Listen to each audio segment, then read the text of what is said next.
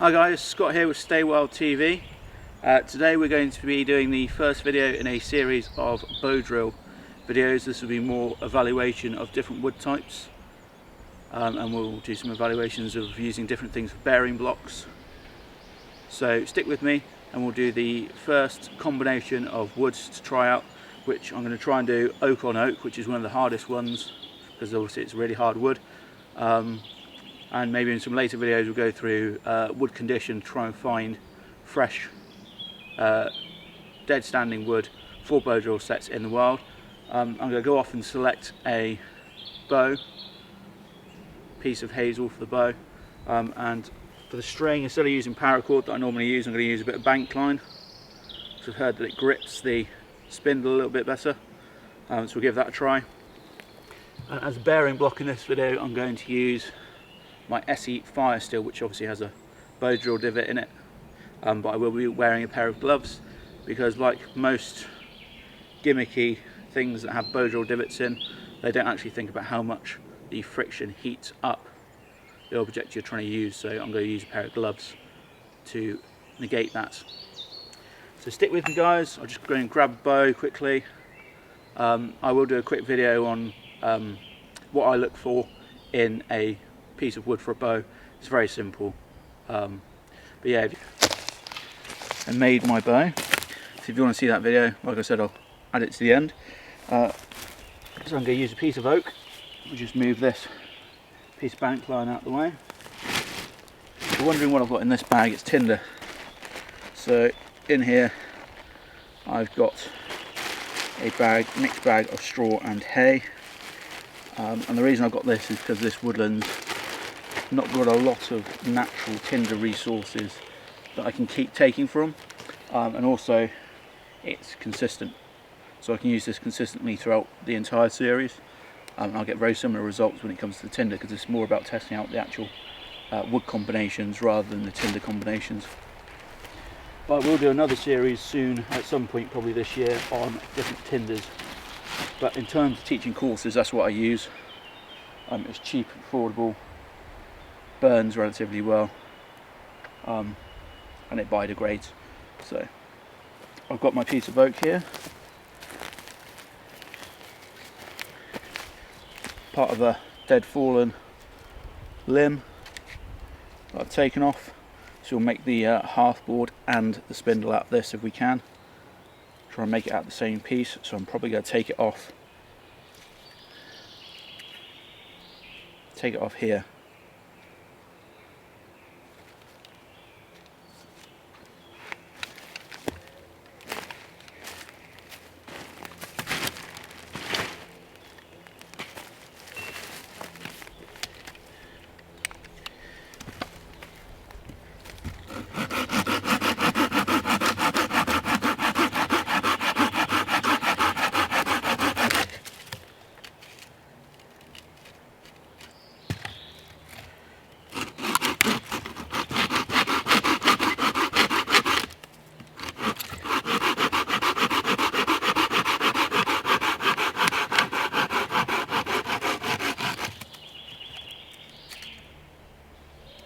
There is a little bit of spalting going on in here, and that's ideal for Bowdrill.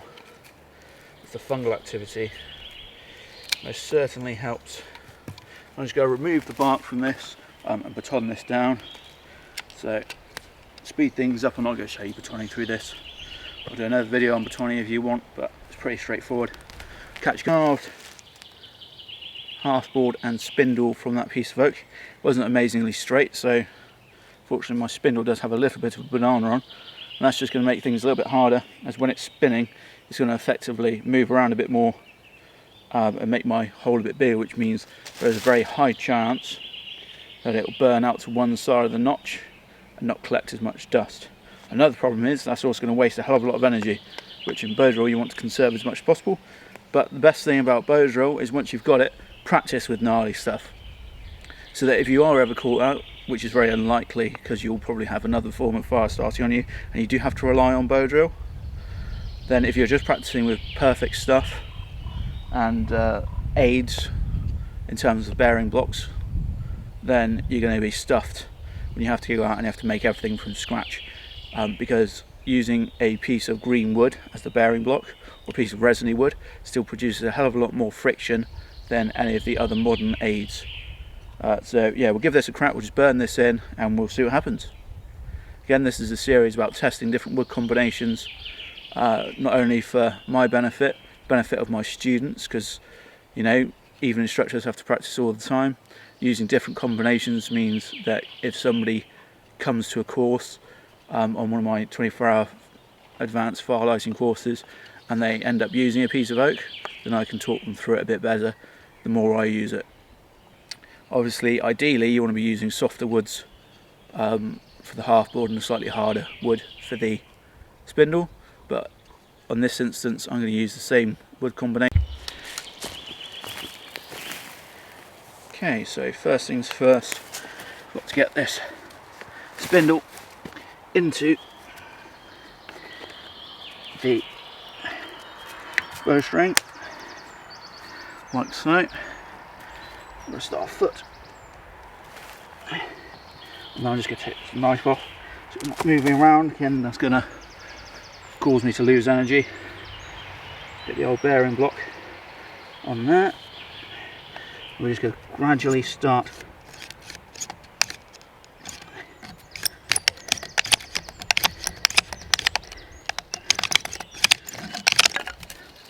so we do need a little bit more tension on this. Okay guys, so a little bit of a change of plans. I'm going to use a hazel spindle instead on this because I can't find a nice piece of the oak to get a spindle for. So we'll just give this a bit of a go. We'll see what happens.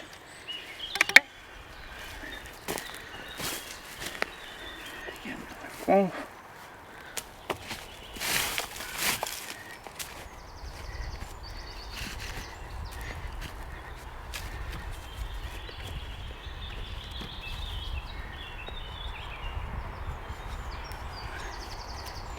That's better.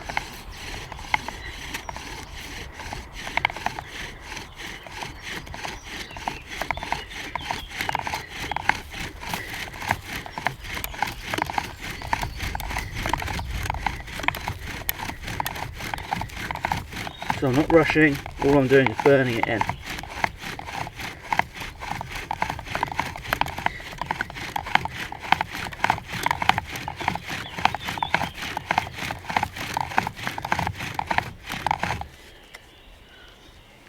So you burn that in. See, the oak is actually burning in, it's not just the spindle going down, which is good. So we'll just carve the notch out in this. And then we'll see if we can get an ember. Okay guys, so just carved the notch. So now, got a piece of bark for my ember pan, and we will try get an ember for you. So after panicking I'd lost my fire steel, it was actually in my pocket. Wouldn't be the first time I've lost something in my pocket. When I used to ride around on a moped, I lost a set of moped keys in my pocket. It was a zipper pocket within a pocket. But yes, just take the burnt end off this, just to give ourselves extra bit of a kick. Okay, we are finally ready. Give this an ember attempt.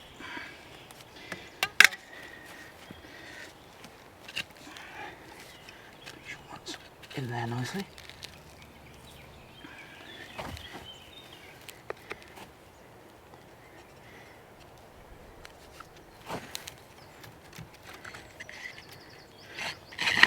You notice that I start off slow.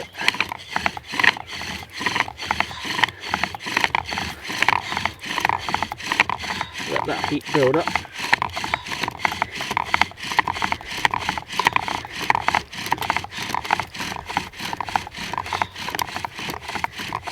Gradually start getting a little bit faster, but I don't always see that it's necessary.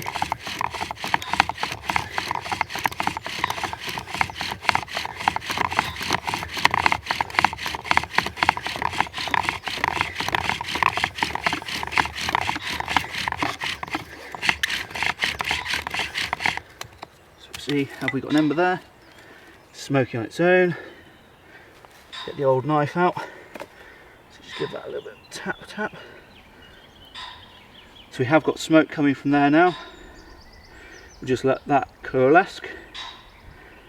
There's no need to rush at this point. You've got your ember. Unless it's peeing down with rain or incredibly windy, you're not likely to lose it.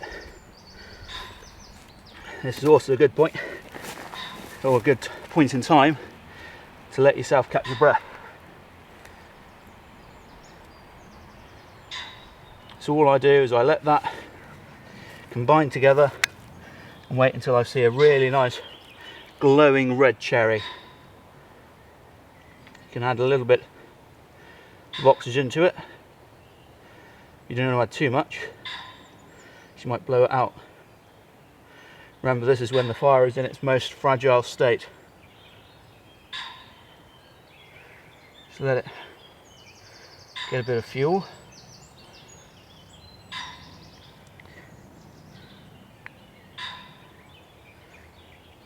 Don't know if you can actually see it smoky on the camera, it's a bit hard to see, I think.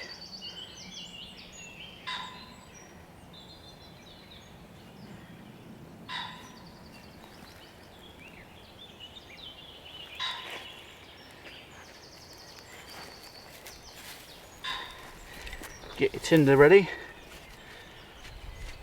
Again, this is smoking away, so I just keep adding oxygen every now and then. But you do have time, providing you've got the weather on you. If you don't have the weather, you can always use your body to shield it. This is not a lot of tinder by any means, but it should be more than enough to get this going.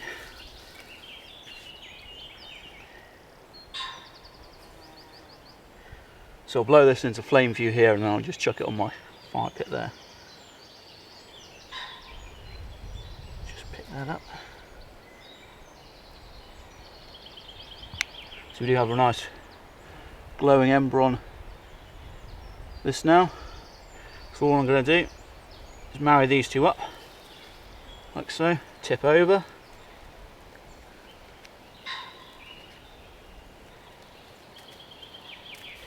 Stick that in there, and hopefully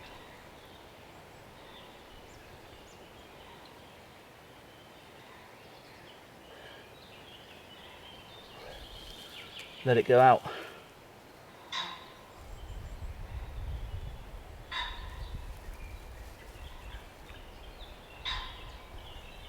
So yeah, that has gone out that time, but it did stick on my ember pan as it burnt down in. Not to worry, we'll just stick another ember in there and then go again. Simple as that.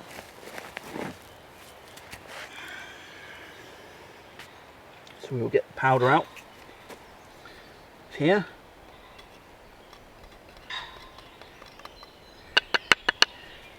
It's probably going to be the last ember I'm going to get out of that hole.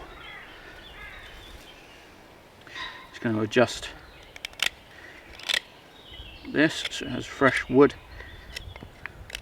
And so if you don't do this, then the burnt stuff, because it hardens it, it'll effectively glass it up.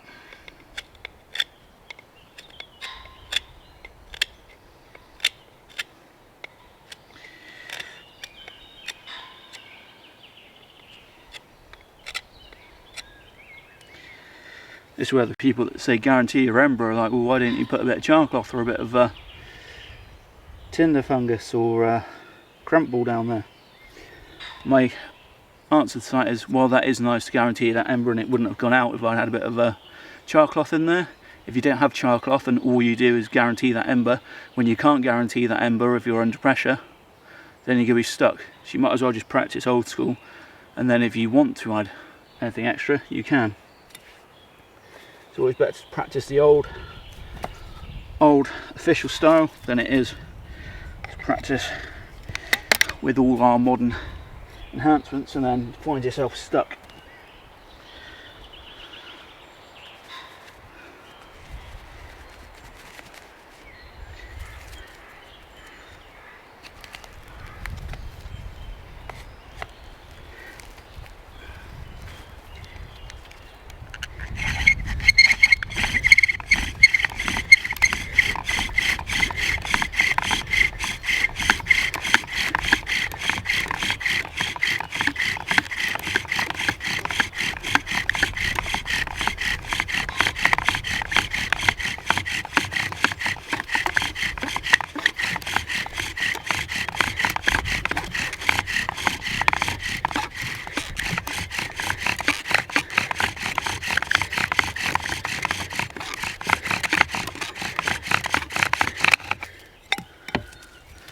Wow, we've burnt through that hole now.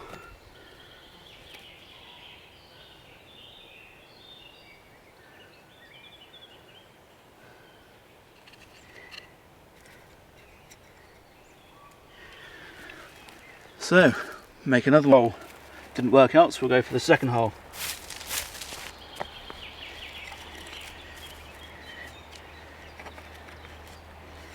Again, we'll just see how that's blackened off. We're just going to take the top layer off, otherwise you might get a glassing effect, which basically reduces the friction that you want down that end.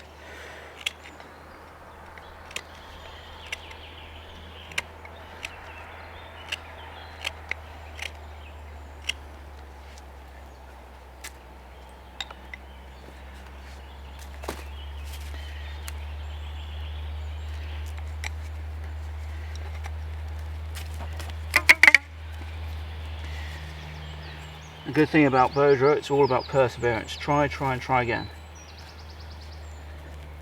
And the main thing is about learning how to do it from a professional or an instructor. I don't know if you can be a professional Bowdrill bower, but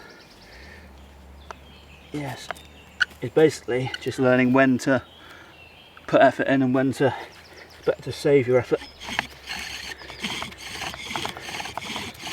So we're already getting smoke.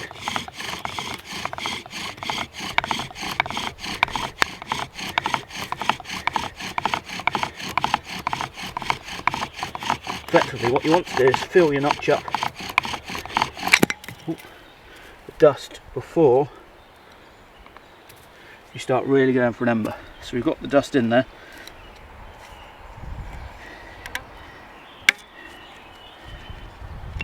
Probably a bit too much tension on this string now. Not to worry. Again, build the heat up. Start adding more downward pressure. And ruin it because you've gone through your ember catcher. But again, you know, these things happen. Just find another ember catcher. Could use my other glove, but an actual bit of wood now. Try to put as much of that dust into that hole as you've made. Now just save yourself a little bit of trouble. And try again.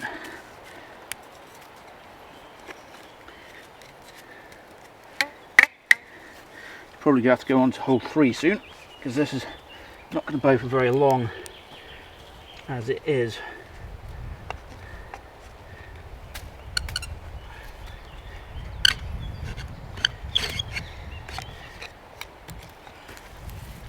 Yeah, so we're going to move on to hole 3.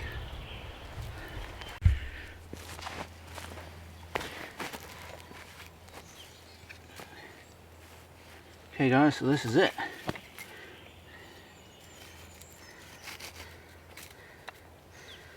The one that's going to take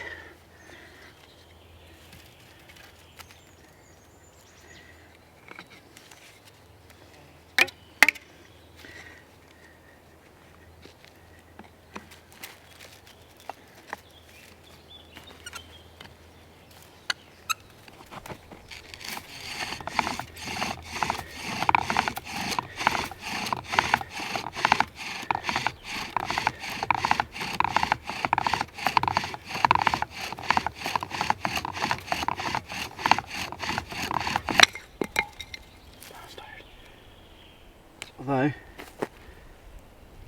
got one? Not quite. We're very close. We have got some warm dust in there, so all we have to do is keep it warm.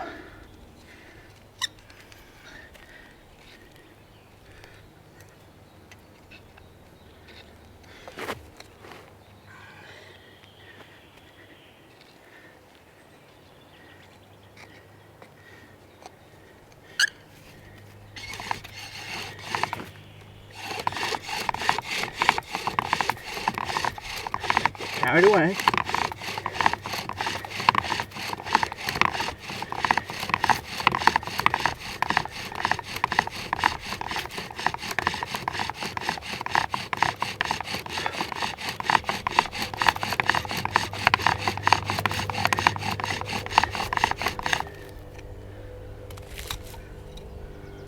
Smoke, lots of smoke. Don't let it go out.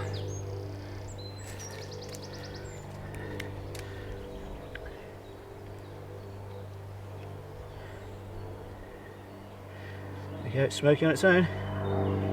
For an ember. Oh. Nice. Like I said, this stage, take a breather. Let that coalesce.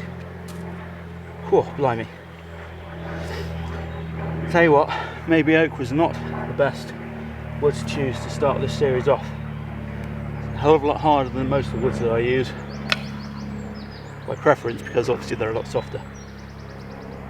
But still, you know, sometimes it's worth giving up on a notch. Obviously there I travelled down at an angle on this notch here, so it didn't work. This notch here I burnt through, there's no point carrying on. So don't waste your energy. Start on this one, boom, got the ember. Second time, because the first time the spindle flicked out. That was a little bit to do with my positioning, a little bit to do with the tension on the string. Just going to give it a little bit more oxygen. That is a nice, juicy, fat ember.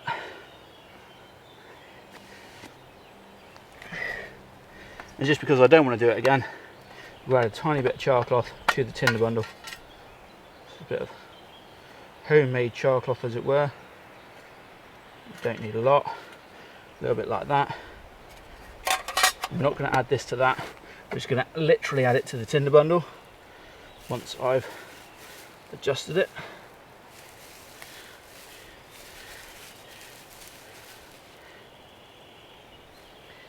That in there. Just to catch it, because last time I broke my ember up pushing it in. Well, that was really good. Wind's starting to pick up, that's not so good.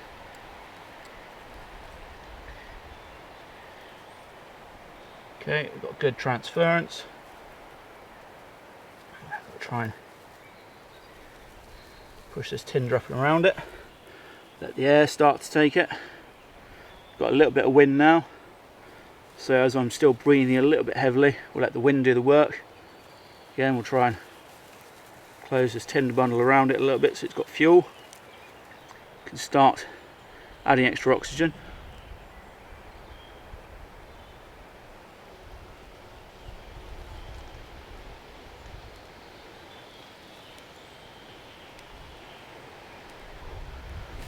It's not far off going, see how the smoke's getting thicker? There we go, flame. So there you go, guys. That was part one of the Bowdrill series. It was going to be oak on oak, but it turned out to be oak on hazel.